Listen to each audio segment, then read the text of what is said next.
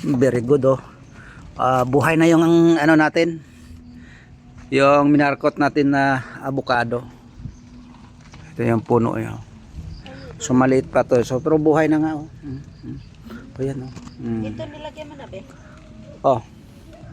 So madami pa yan eh. Lagyan natin yung puno ng ano. Oh, may bunga na. Ayan. May 3 bunga, 4. So lagyan natin ng booster 76 to ang puno, no. Yan. Oh. Pati yung kalabasa lagyan natin. Ito yung nakita natin. Pati ito to. Itong ano, yung maliit. Ito. So ligaw na ano to, ang palaya. Kukunin natin yan. Bulayin natin yan. Itong ano, nilagyan mo na to. Ayaw, hindi pa lumubog.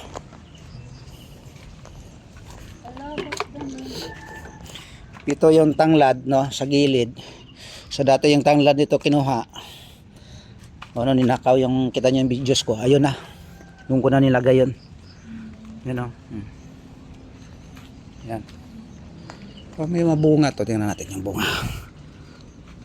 Wala. Mahaba to na ano papaya ko eh. Walang bunga. Yung ano, hinog.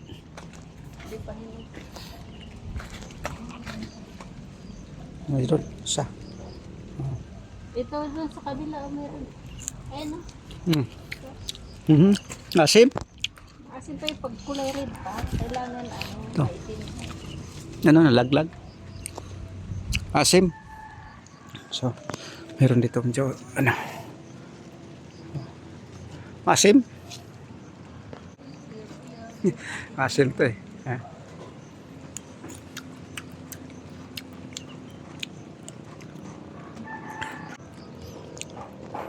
Dudublihan ko ng bakod yan din. Kasi pag malalaki na yung papaya ko. Oh, may mga tsangkapidar dito. Na. So ito hindi natin binubunot kasi yan. So meron tayong mga ano rito, tumubo na rin yung, uy, ba't napunta dyan yung ano? Nagtanim ba dyan ng ano? Yung luyang dilaw? Hindi ko alam. Ba't meron dyan?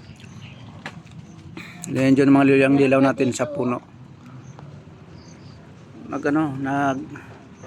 Masasalang tumubo yan ah.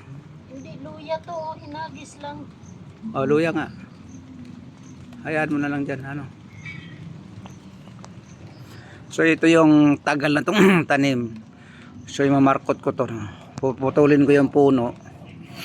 Tapos meron akong ano dyan, style. Mamarkotin ko yan. Grafting pala. Grafting ko yan.